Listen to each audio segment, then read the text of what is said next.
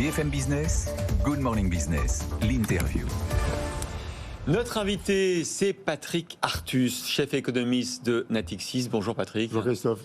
Avec Laure, on est extrêmement soucieux ce matin. On fait d'ailleurs une matinale spéciale récession. C'est qu'on a regardé les indicateurs et qui vont tous dans le même sens, vers la récession. Notamment hier, qui vont tous dans le même sens. Est-ce qu'on a raison de faire une matinale spéciale récession ? Oui, il faudrait faire d'ailleurs un couple récession-inflation pour être complet. L'inflation, on l'a fait hier. Oui. Qu'est-ce qu'on peut dire ? Il y a un premier sujet qui est évidemment le gaz russe. Le gaz russe, l'Europe tiendra un moment. La France, d'ailleurs, est un peu mieux que l'Europe en termes de stockage. Mais enfin, l'Europe a à peu près 80% de ses stocks remplis. La France, c'est presque... 88, a dit tout à l'heure Emmanuel Vargon. Oui. On ne va pas être très loin de 100. Sauf que ça tient un temps. Ça tient quelques mois. Si on ne réapprovisionne pas, on va vider les stocks. Donc le sujet récession à cause du gaz russe, ce n'est pas un sujet de maintenant, c'est un sujet de fin d'hiver, quoi, je veux dire. Et là, on n'a pas de visibilité, je veux dire. Mais est-ce qu'on n'est pas, Patrick Artus, déjà en récession avant même que cette hypothèse de la fin du gaz russe n'intervienne ? Oui, alors ensuite, il y a un deuxième effet qui est le prix du gaz. Il y a certaines entreprises qui préfèrent ne pas produire plutôt que de s'approvisionner à ce prix-là. Et ça, indépendamment de la quantité du gaz. Donc il y a un double sujet gaz. Vous avez raison. Voilà. Donc ce premier sujet, la question, c'est où est-ce qu'on en sera de la guerre en Ukraine au printemps ? Est-ce que les relations avec la Russie s'amélioreront ou seront pires ? Enfin, ça c'est un sujet qui est très ennuyeux, mais enfin, on n'a pas vraiment de réponse. Après, il y a la deuxième question, c'est la question pouvoir d'achat. La récession, elle peut venir aussi de la demande des ménages, d'une chute de la consommation. Et là... Pour l'instant, l'Europe a une politique ici qui est très différente des États-Unis ou du Royaume-Uni. On voit ce qui se passe en Angleterre. Au Royaume-Uni, aux États-Unis, les gouvernements ont laissé le pouvoir d'achat prendre de plein fouet la hausse des prix de l'énergie, de l'alimentation, etc. En Europe, on a un pouvoir d'achat des ménages qui est à peu près stable. Il est plat à peu près sur un an parce que les gouvernements, alors avec des techniques diverses, des subventions, des baisses d'impôts, enfin ça, selon les pays, mais tous ont soutenu massivement le pouvoir d'achat des ménages. Et ça, tant que ça tient, sauf s'il y a une panique qui fait apparaître plein d'épargne de précaution, ça stabilise quand même la demande des ménages. La demande des ménages devrait pas s'effondrer. Mais cette politique, et c'est le troisième point du raisonnement, cette politique nécessite des déficits publics extrêmement importants. Dans la zone euro, quand on calcule le déficit structurel, c'est-à-dire en corrigeant de la conjoncture, il est plus élevé cette année que l'année dernière, et il est plus élevé l'année prochaine que cette année.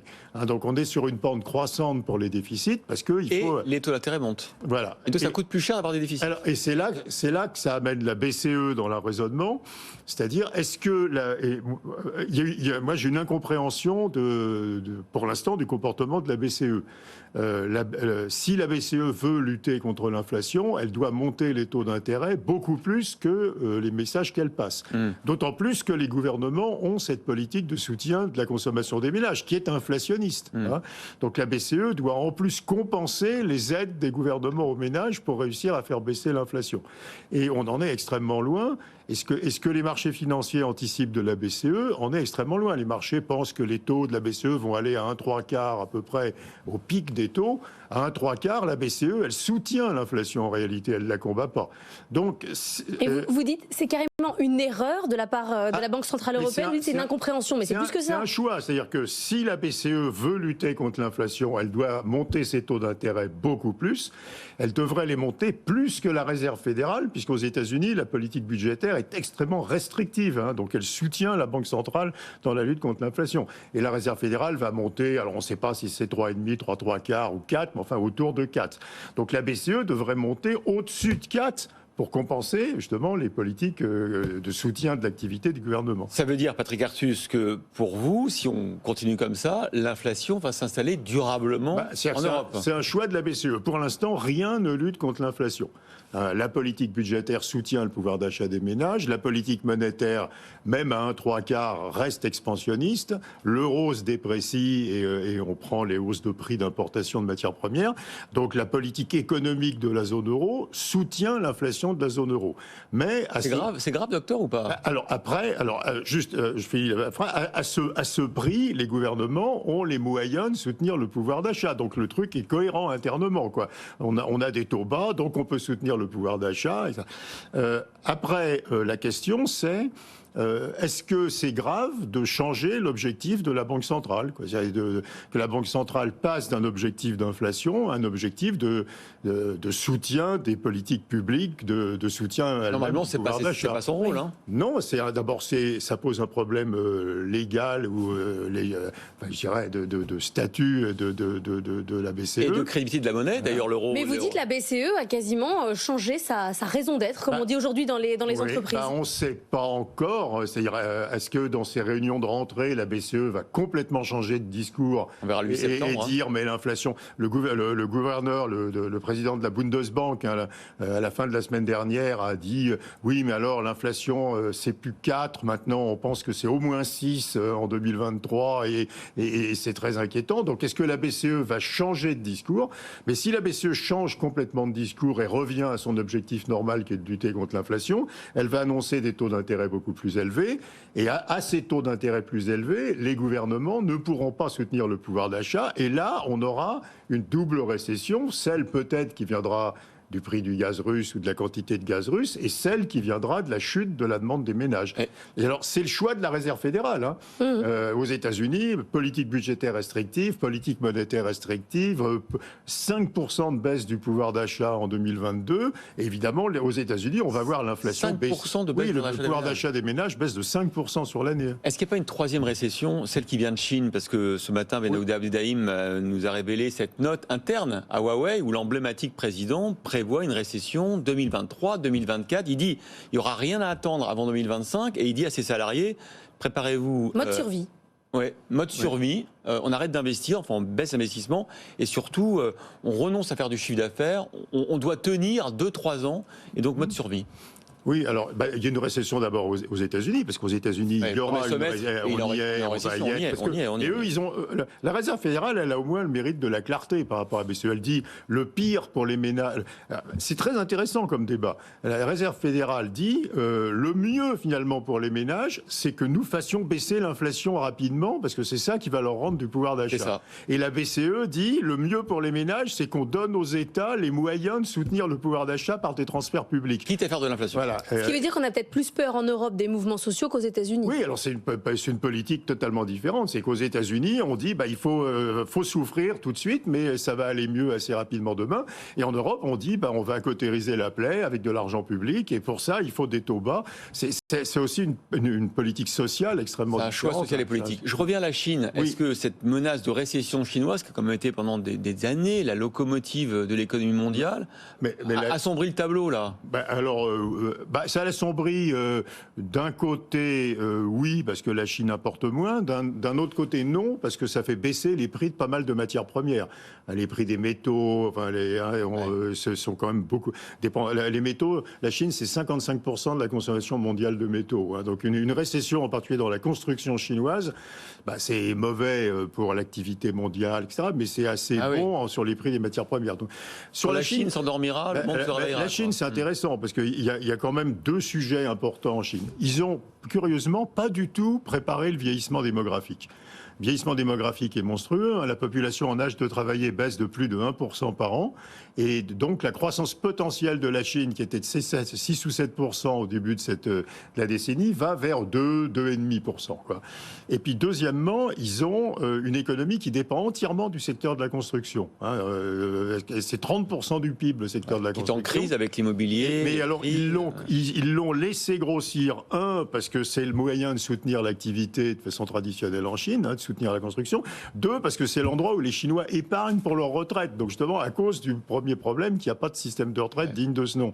Et donc, ils ne peuvent pas laisser tomber le secteur de la construction. Mais là, on arrive à un point où, apparemment, il est très difficile à faire repartir. Même les baisses de taux d'intérêt n'y parviennent pas. Est-ce que Patrick Artrus, vous avez été surpris hier par les chiffres des PMI qui montrent effectivement, ça y est, que là, on rentre dans des territoires négatifs. Est-ce que vous attendiez à ce ralentissement? Parce qu'on a espéré avant l'été que ça y est, c'était reparti, puis là on voit non, que c'est le contraire.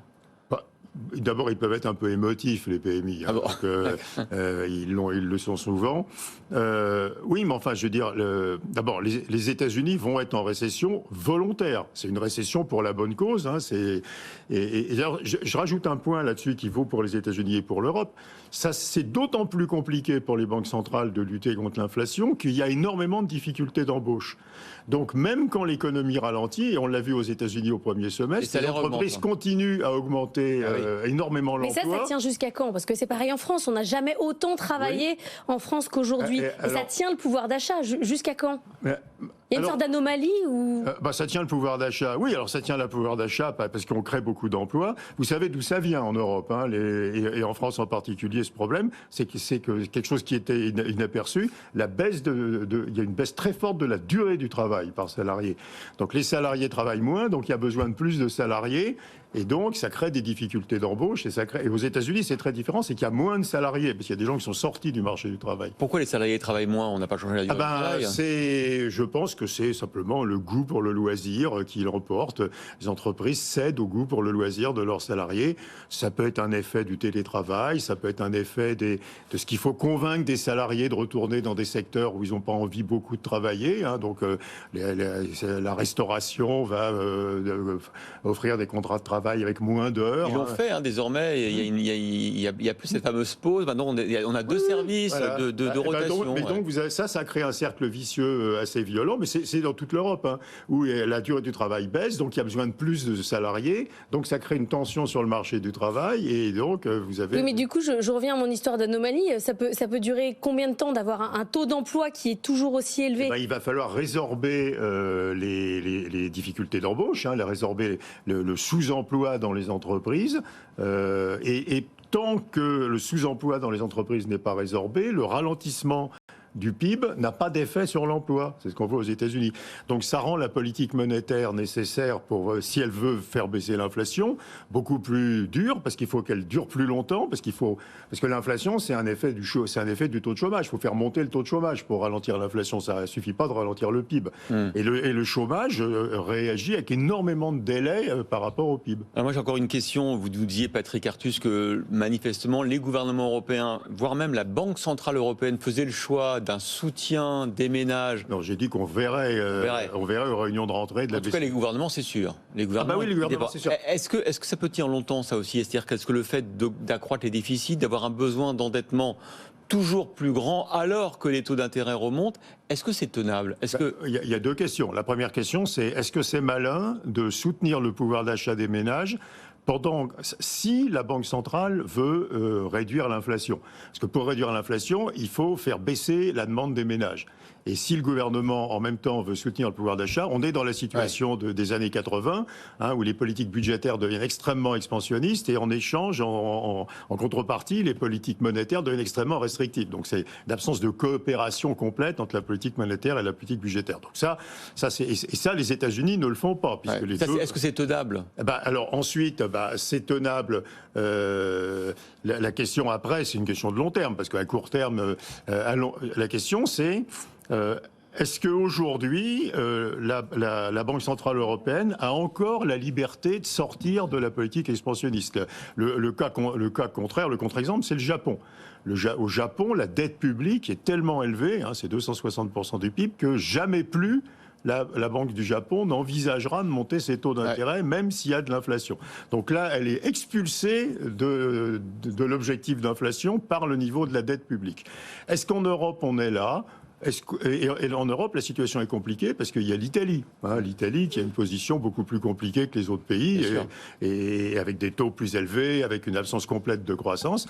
Et la question, oui, c'est une bonne question, c'est est-ce que finalement ce qu'on voit aujourd'hui, c'est pas la matérialisation de ce que la BCE n'a plus l'option de lutter contre l'inflation, comme la Banque du Japon? Bon, écoutez, voilà, tout ça nous réserve des lendemains qui chantent. On verra tout ça. Oui, mais des bons débats économiques. Et des bons débats. On verra ça encore à 8h40 avec le grand débrief. On aura Eric Heyer notamment sur ce sujet, et puis l'emblématique entrepreneuse Carole Juge-Lewelling, CEO et fondatrice de June, qui rejoindra la Morning Team tout à l'heure. Merci beaucoup Patrick Artus. Merci.